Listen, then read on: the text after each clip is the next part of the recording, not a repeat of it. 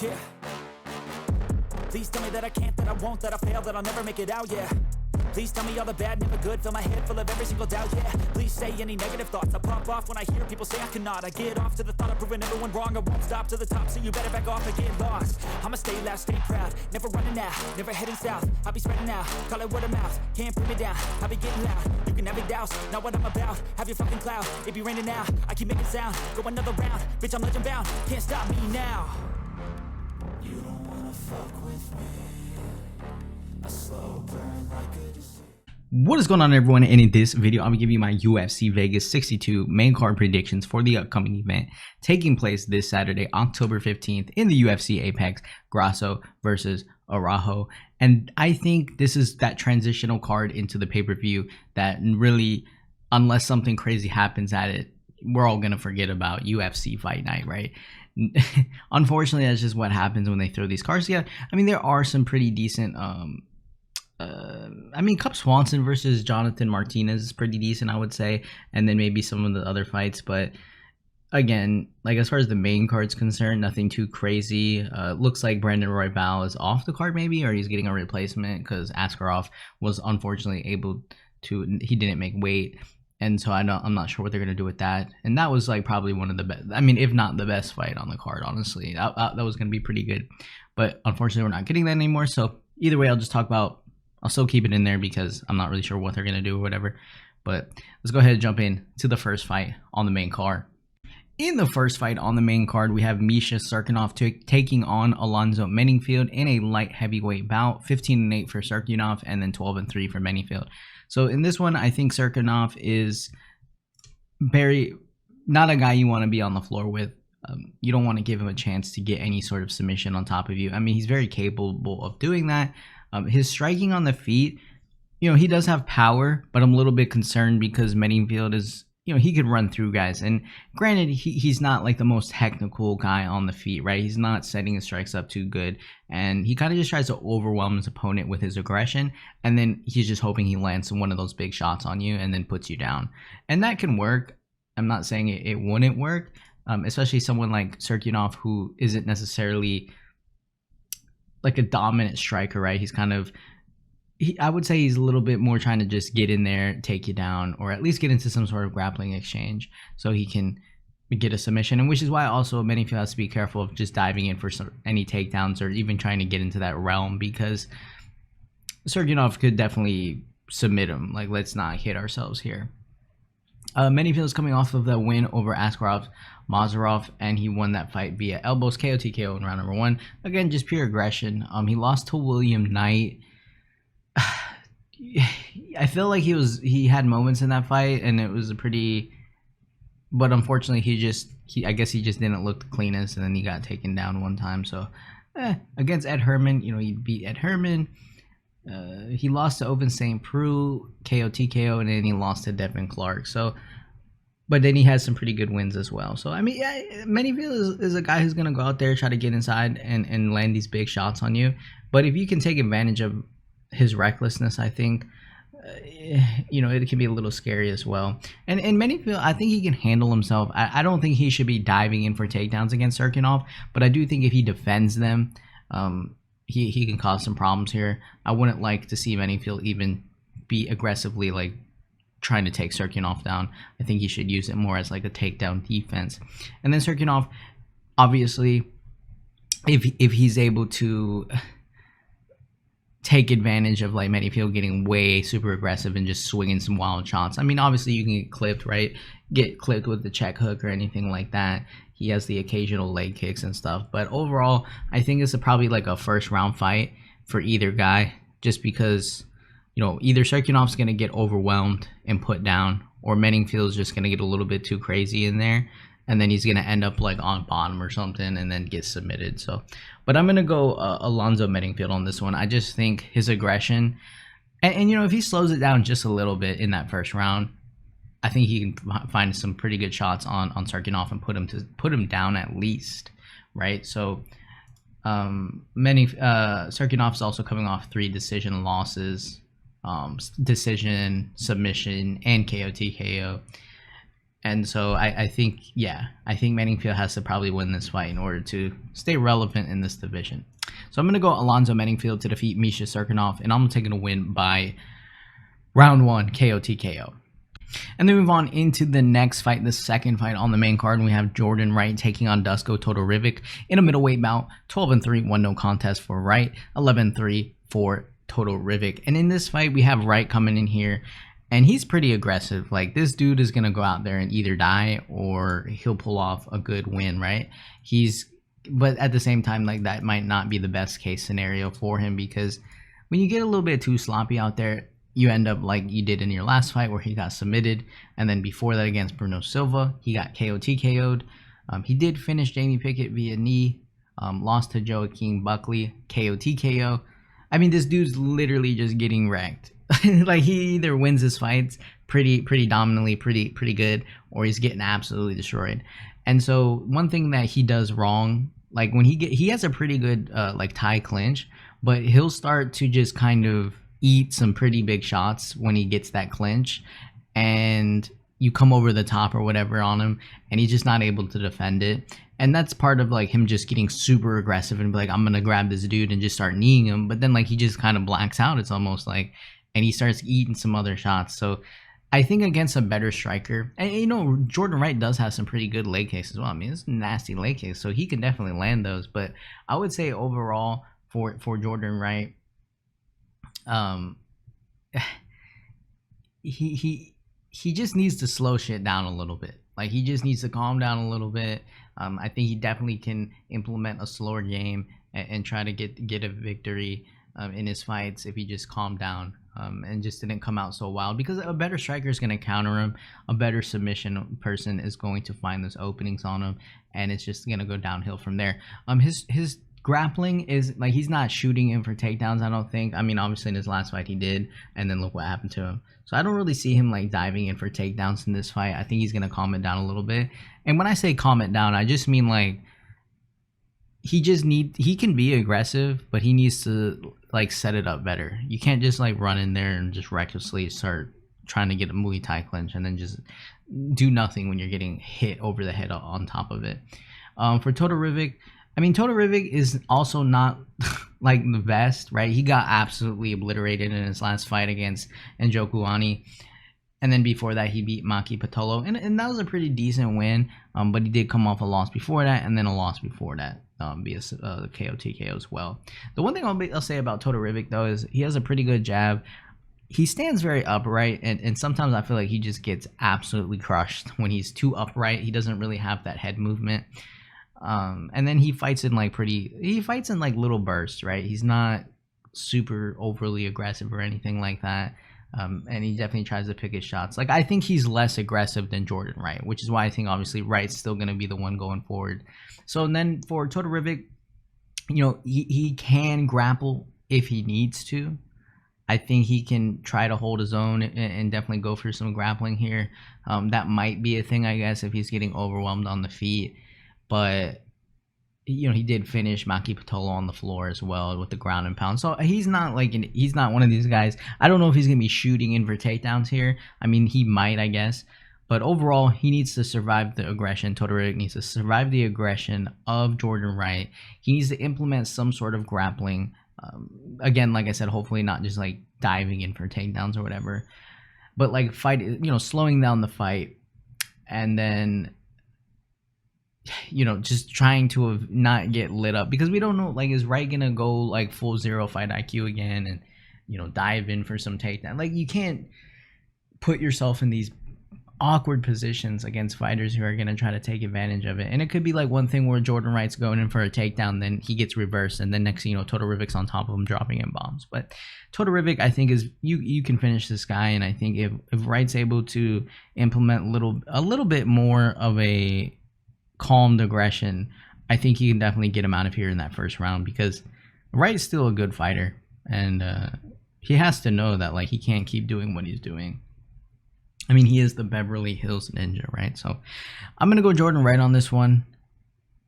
I mean, I guess he could absolutely do zero fight IQ somewhere in there and just get too crazy with it, but we'll see. I'm hoping that he's still able to get a finish would just look a lot better doing it. So I'm going to go Jordan Wright to defeat Duško Todorović.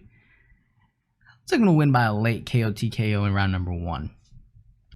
In the third fight on the main card, we have a fight that I believe just got canceled about 45 minutes ago. So this obviously doesn't really matter. I guess maybe they reschedule it. Who knows what's going to happen? But Askarov is taking on Brandon Royval, or was in a flyweight bout, 14-1-1 for Askarov, and then 14-6 for Brandon Royval.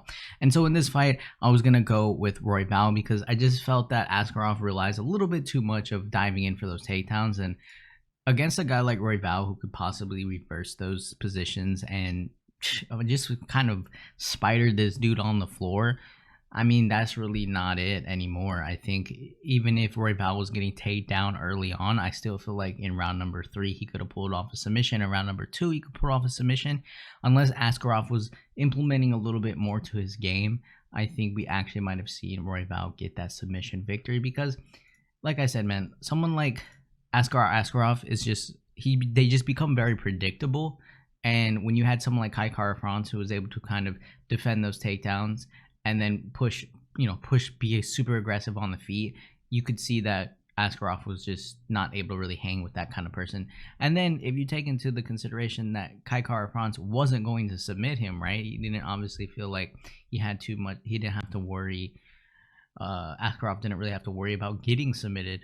I mean, you're fighting a dude who is super aggressive on his feet, may not be the most defensively good on his feet, but man, if that fight would have hit the ground, like Royval was going to be grappling all over him. I just don't see how the opportunity to reverse positions or, throw up a triangle, guillotine, like something was going to be there for Royval to get that submission, I think. Unfortunately, we don't get to see this fight because I think this fight was going to be very good.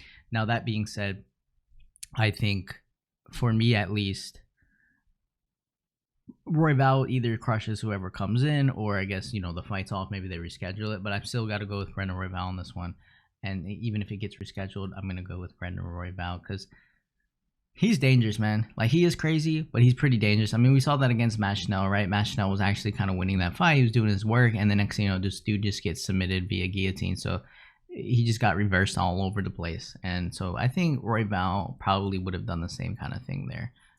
It might have been more vicious, honestly. So I'm going to go Brandon Royval to defeat Askarov, I guess the second, whenever the hell they decide to fight, or if they never do. I was going to take him to win by submission in round number 2. In the next fight and the fourth fight on the main card, co-main event of the evening, Cub Swanson taking on Jonathan Martinez in a bantamweight bout. I believe this is the debut for Cub Swanson. He's moving down to bantamweight division for the first time, and in this one, Swanson's 28-12, and then Martinez is 16-4. So obviously for Swanson, he's the veteran in the game. He's got more experience. Like, he's been around, right, fighting the top level guys, coming off a pretty dominant win over Darren Elkins, in which he pretty much just showed, like, you gotta have some sort of striking, otherwise you're gonna get absolutely crushed against me. Because we saw his loss against Giga Chikadze. That was pretty vicious. Chikadze was able to land that liver kick, put him down. He defeated Daniel Pineda, KO TKO, Kron Gracie, good fight, unanimous decision. But obviously when you look at his loss against Shane Burgos, albeit it was a split decision, Renato Moicano, rear naked choke, Frankie Edgar, unanimous decision loss, Brian Ortega, submission loss. And then, obviously before he did the Duho Choi fight, Artem Lobov or whatever. But as of late, I would say when he runs into better competition, like guys that are going to break into that top 5, he's just unfortunately not able to beat them. Now, that being said, right, he's fighting a guy who, in Jonathan Martinez, I think a lot of people would be like, who the hell is Jonathan Martinez, right? But I think Jonathan Martinez is pretty underrated in this fight. I think he can probably handle. I don't know if Jonathan Martinez is going to be shooting in for takedowns. I'm not really sure of that. I do think Cub Swanson probably won't be able to land a takedown on Martinez. I think Martinez is going to have pretty solid takedown defense. And I also think on the feet, I mean, Jonathan Martinez, nasty leg kicks, good front kicks, good knees. I think he has pretty solid hands, but I don't think it's going to be as good as Cub Swanson. But that being said, I also don't think Swanson's going to be throwing the leg kick that Martinez is. So if Martinez can consistently land some of those kicks on those legs, it's going to take a lot of the movement away from Swanson. and it's just not going to be a good thing, and it might make Swanson have to, well, maybe I am going to grapple with him or whatever. Although I think it's going to primarily be a stand-up fight. Martinez is coming off a win over Vince Morales. Pretty good unanimous decision victory there. Alejandro Perez, unanimous decision victory there. And then I guess his only loss in his past 7 fights was against Davey Grant, which he was arguably doing really good in until he got KO'd in the second round. So, and obviously Davey Grant's a tough opponent in that. So outside of that, though, he didn't get finished. And he's been in the UFC since 2018, and he's fought some pretty good guys. Like I said, obviously not the same level of competition as Swanson. Swanson's fought far better fighters, but I think Martinez could be on the come up. And I think Martinez is not going to fold like we saw against Darren Elkins. I just don't really think that's going to be a thing unless he's just having a bad night and gets absolutely crushed. But either way, yeah, I think this would be a pretty good fight. I don't see like either guy just making the other guy look silly within like 2 minutes. I think Martinez has some pretty good. I think he has some pretty underrated grappling too, so we'll have to see if that goes anywhere. But I just think his leg kicks, man, and the way that he sets up strikes to where he's a little bit more calm, he's a little bit more relaxed. I think Swanson's gonna respect that, and we're gonna see a pretty good stand-up fight.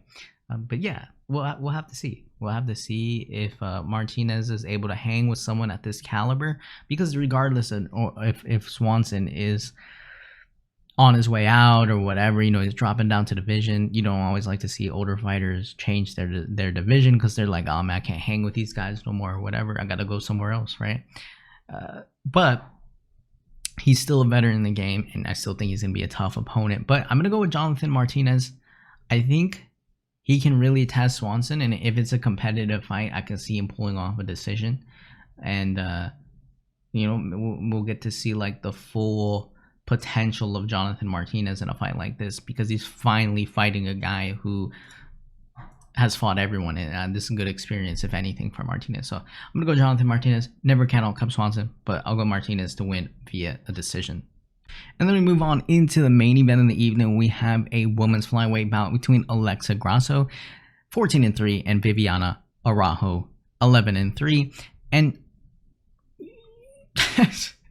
this is a really interesting main event because these are the main events that either just absolutely just are just not good main events, and you're just questioning whether or not, why are you watching, especially if you're, obviously on the East Coast in America, you're questioning whether or not you should even be awake right now watching something like this. Like some of those NFL Thursday night games are just like, who would watch this shit? Like, it's just not it. Or you're like, this is like one of those underrated matchups, man. It's kind of crazy. Like, oh wow, it could be one of those two, I guess. But Alexa Grasso coming into this fight, pretty solid fighter coming in here against a win over Joanne Wood. She won that fight via submission, rear naked choke, and I think she's really showed that her grappling has improved. Obviously can get submissions, although that was like her first submission, but I think she's showing that like she wants to do a little bit more than just stand up on the feet and strike with her opponents, because that's probably where she's going to shine. Although her striking too can be, she can have difficulty if she's not able to close that distance and land the better strikes. If her opponents are on the outside, it can be a little bit more difficult for her. But either way, I still think she can put together her combinations fairly decently. For Araujo, she's coming into this fight with a win over Andrea Lee, which she got absolutely crushed early on in that fight, and then was able to come back, get those takedowns, and kind of show that her grappling was far more dominant in that fight. Now, I don't think Grasso is going to be able to take down Araujo. I really just don't think so. I think Araujo is going to have pretty solid takedown defense, and Grasso would either have to kind of drain on Araujo or something and try to make her tired and then maybe get, but I don't see her getting takedowns early on at will or anything like that. If anything, I think Araujo might go for takedowns, because I think on the feet, I think Araujo, yes, she does fight aggressively and she has some pretty good power, quick hands, but I think with how aggressive she is, a better striker, someone like Grasso maybe, is going to be able to take advantage of those moments where she's kind of open and exposed.